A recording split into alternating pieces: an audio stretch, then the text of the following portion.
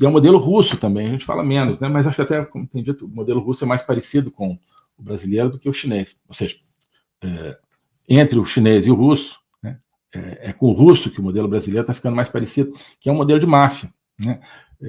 Na Rússia você tem um chefe central, mas de toda forma é um modelo de máfia, né? Onde você tem, ao contrário da China, você tem os apanágios, né, as aparências de uma democracia ocidental. Você tem tribunais teoricamente independentes, né, você tem 3 poderes, mas no fundo tudo é sujeito a uma lógica de máfia. Né? Então, no modelo chinês, quem manda é o partido, no modelo russo, quem manda é o poderoso chefão ali e o esquema que ele armou, mas em nenhum dos casos você tem justiça no sentido que a gente entende no Ocidente há milhares de anos, que é você pegar um fato e examinar se esse fato é compatível com um padrão de justiça ou não, né? Independente se ele é bom ou ruim para uma determinada facção política. Né?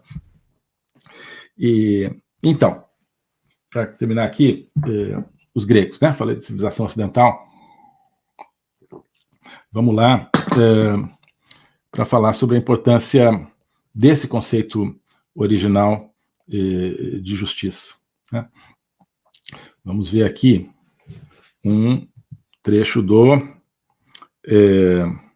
Heráclito, tá? Um fragmento do Heráclito.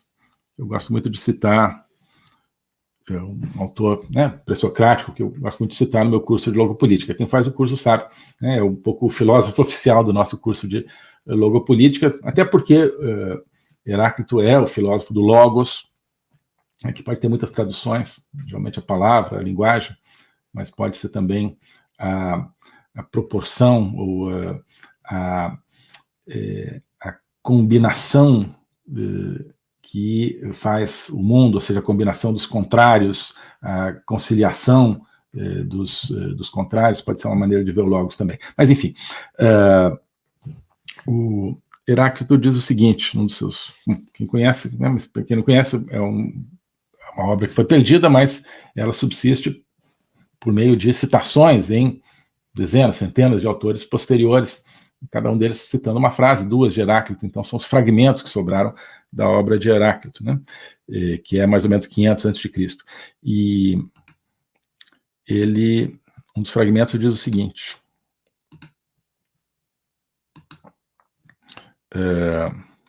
deixa eu mudar aqui, isso aqui numa edição que eu uso, que é de Marcel Conche, da Presse Universitaire de France. Diz aqui, Majestai chrei ton demon hyper tu nomu, hyper tu gignomenu, hocos hyper teicheos. Tá? Então, tem uma parte aqui que nem precisa. Majestai chrei ton demon hyper tu nomu, hocos hyper teicheos. Vamos lá. Demon, né? Demos, o povo, né? Democracia, o povo. Né? Chré, é necessário ao povo. O quê? O que é necessário ao povo? Majestai, lutar. Né? Mahé, a luta. A palavra maquia, a gente tem, né, algumas palavras, né, derivadas do grego, tem essa raiz do maquia. Então, por exemplo, titanomaquia, né, a guerra dos titãs, a luta entre os titãs. Naumaquia, uma luta entre navios, entre naus. Né? Então, majestai. Então, é necessário, né, ré, ao povo, ton demon, majestai, hyper tu nomo. Lutar pelo quê? Né? Pelo nomos, pela lei. Né? Nomos, então, também tem raízes, né? Anomia, quer dizer, ausência de lei, aí você está o nomos, né? Tudo que tem nomia, né? Antinomia, uma lei ao contrário, e assim por diante. Né? Nomos é a lei. Hyper equivale ao latim super, né? Ou seja, sobre ou por, no caso. Né? Então, majestai chrei, ton demon, hyper tu nomo, hocos hyper teicheos. Assim como, né, hocos, hyper, por, teicheos, as muralhas. Então, é necessário, né, é imperioso, o povo precisa lutar para defender a lei, da mesma maneira que ele luta para defender as muralhas. Tem esse trecho aqui, é interessante, porque alguns consideram que é parte do comentário, outros que é parte do próprio Heráclito, né?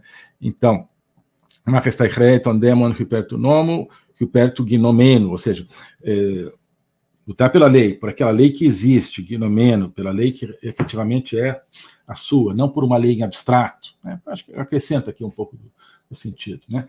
Ou seja, pelo seu ordenamento jurídico, pelo seu, né, pela sua constituição, se você quiser, né, mas pelo seu sentido de povo com uma lei, né?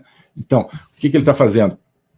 Ele está associando, então, Demon, o povo, deixa eu cobrir um pouquinho, né? O Demos, o povo, aqui está no acusativo, né? Então, Demon, a lei, nomos, né? Então, você tem, né, Demos e nomos, tá? Como duas categorias indissociáveis. O povo é a sua lei, né? Então, por isso, ele precisa lutar pela lei da mesma maneira que ele precisa para defender as suas muralhas. As muralhas, né, dão uma ideia física, que o povo tem o seu território, né? Uma cidade grega tinha, né, o seu pequeno território cercado por uma muralha. Se ela é atacada, o povo vai lá para defender, porque senão você deixa de ser um povo, você vai ser escravizado, você vai perder a sua identidade, né? Isso é mais ou menos óbvio. Tem um bando de gente lá, nossos inimigos atacando as muralhas, vamos para a muralha para defender. Vamos lá para atacar pedra, para atacar flecha nos caras que estão atacando, né? Então todo mundo entende, né? Terreos, as muralhas, né? Mas da mesma maneira que você vai defender as muralhas, você tem que defender a sua lei. Aí é mais difícil né, a gente aceitar, né? Enfim, não é tão óbvio, né? A lei, a lei é tão importante quanto as muralhas, né?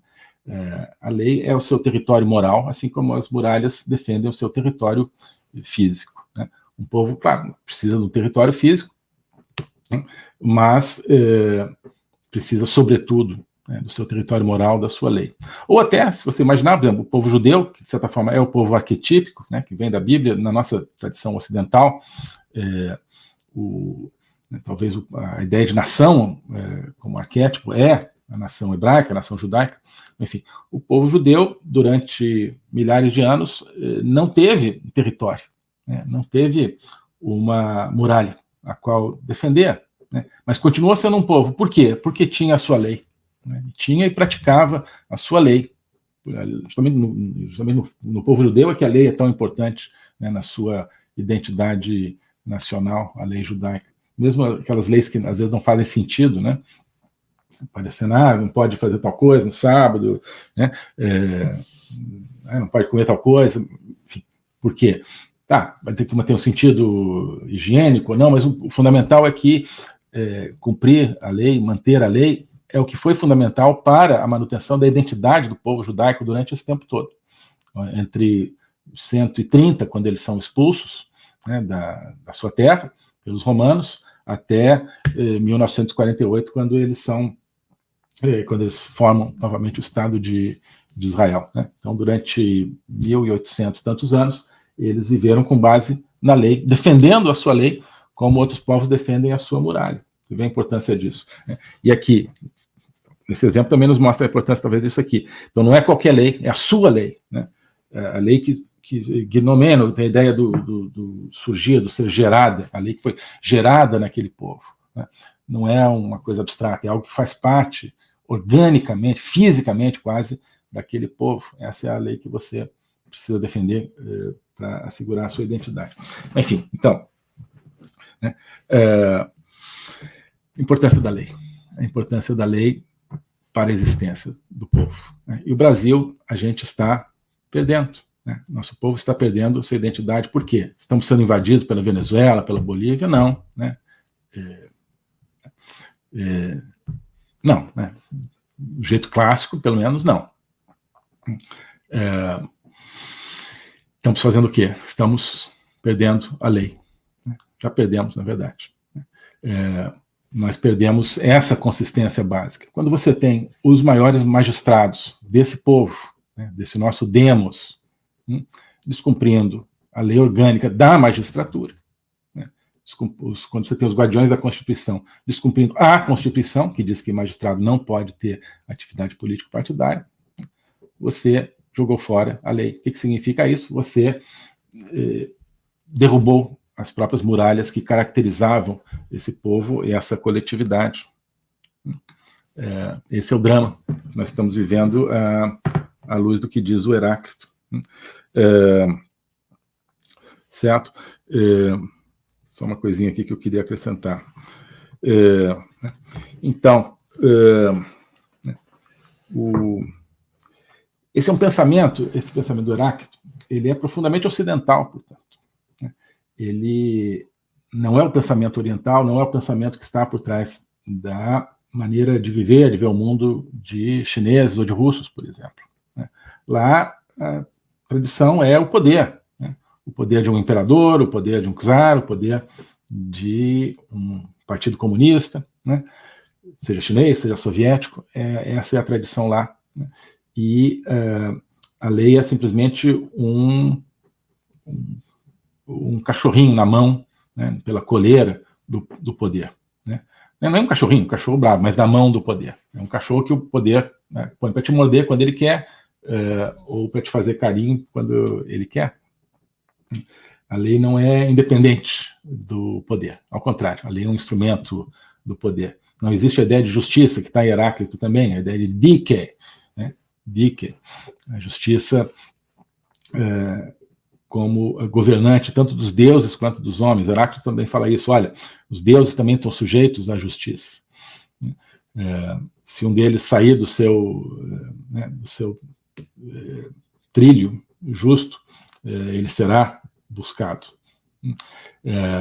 Então, nem os deuses para o Heráclito estão acima da justiça. E para o cristianismo também, Deus é a fonte da justiça.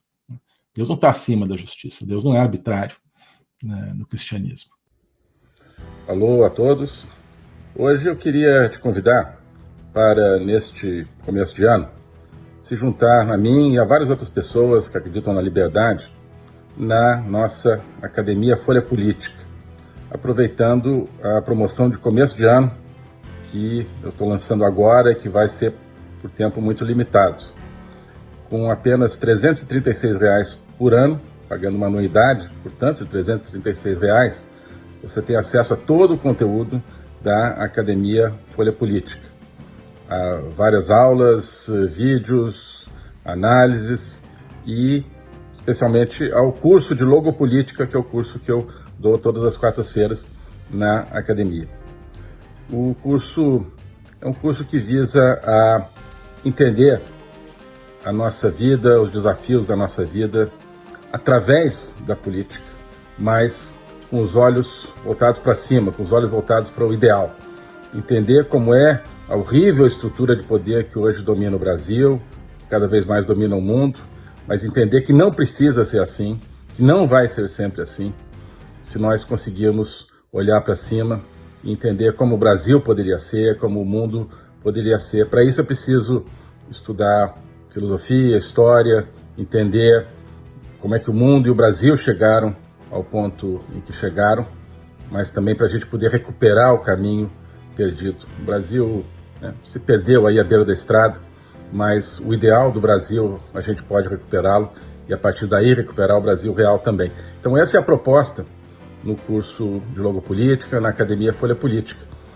É uma aventura intelectual, uma aventura de conhecimento, uma aventura de construção conjunta, a qual, portanto, eu convido você a se incorporar, aproveitando essa promoção, especialmente por poucos dias, agora para começar o ano, R$ 336 a anuidade, você entra para esse projeto, tá bom? Então, se quiser conhecê-lo, se quiser conhecer essa aventura, eu sugiro então que clique aqui nos links para passar a fazer parte da Academia Folha Política. Um abraço. O globalismo existe, é uma coisa concreta. Ele é composto pelo Great Reset do Fórum Econômico Mundial, pelo projeto hegemônico da China, pelo programa de manipulação e conquista da América do Sul pelo Foro de São Paulo e outros elementos. E esses elementos eles atuam uns em benefício dos outros, sempre, principalmente através do controle da linguagem. porque o controle da linguagem é o controle do nosso pensamento. Então nós estamos tendo o nosso pensamento reprogramado, e essa reprogramação vai contra a nossa liberdade, vai contra a essência do ser humano. Isso é o globalismo. Com base nesse estudo, nessa experiência, é que eu criei o curso de Logopolítica.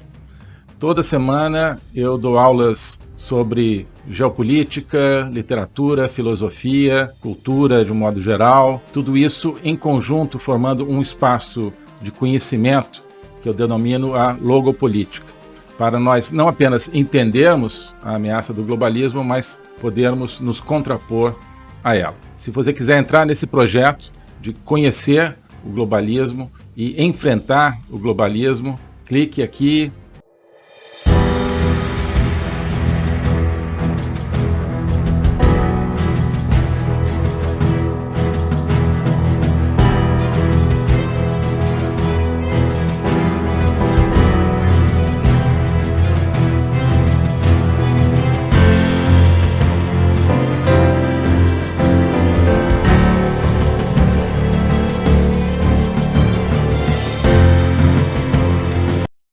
Alô a todos. Hoje eu gostaria de falar sobre o meu novo curso de Logopolítica, onde eu vou colocar a versão completa daquilo que eu tenho a ensinar sobre o globalismo. O globalismo nas suas múltiplas dimensões: geopolítica, econômica, social, cultural, filosófica, dimensões que só podem ser entendidas em conjunto, e que só podem ser entendidas em conjunto a partir de uma perspectiva logopolítica, ou seja, uma perspectiva do logos. Logos é a essência do ser humano.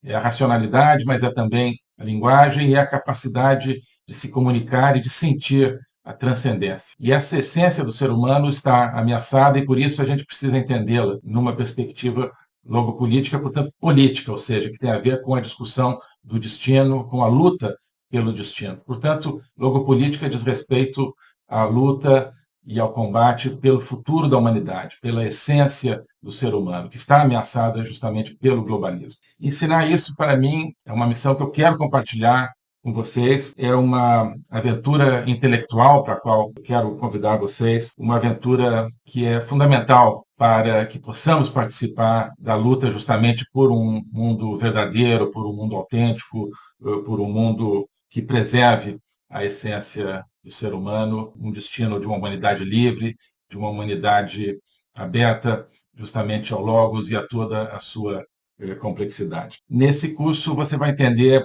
esses grandes combates, quais são as ideias que estão por trás daquilo que ameaça essa essência do ser humano, as grandes ideias que estão se confrontando, quais são as ideias que precisam ser mobilizadas justamente para a defesa, para a preservação dessa nossa essência. Portanto, é preciso entender as discussões filosóficas que não são puramente abstratas, que têm a ver, que têm efeitos diretos na nossa vida diária. Então, quando nós vemos os fenômenos da inflação, da guerra, da carestia, de várias carências no mundo de hoje, nós estamos diante, no fundo, de processos que têm a ver com as ideias. São as ideias por trás desses processos que determinam a sua problemática. Então, essa concepção de um ser humano sem essência, sem transcendência, que nós vemos hoje na nossa sociedade, essa concepção é que tem consequências dramáticas, inclusive na nossa vida material. Atrás dessa concepção existe um projeto de controle total, um projeto totalitário,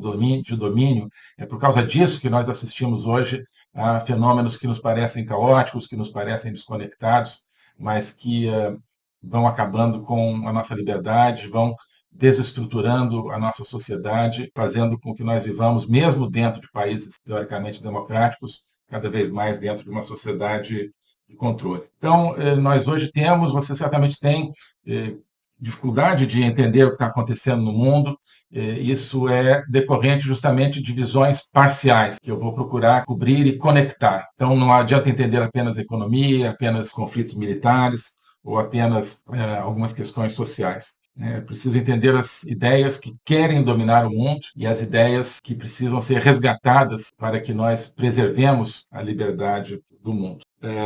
Então é isso que eu quero oferecer a você nesse curso de Jogo Político. Nós vamos estudar o conceito, a evolução, a manifestação do globalismo, na história recente, sobretudo, mas ao longo de toda a história humana, as ideias atuais que conformam o globalismo, elas são muito antigas, assim como as ideias de defesa e preservação da essência do ser humano também são antigas. Então nós vamos lá atrás, nos gregos, nos pré-socráticos, Platão, Aristóteles, e vários outros autores ao longo da história, procurar entender tanto as ideias da defesa do logos, da defesa da essência do ser humano, quanto as ideias que hoje ameaçam tão fortemente e tão incisivamente a nossa liberdade.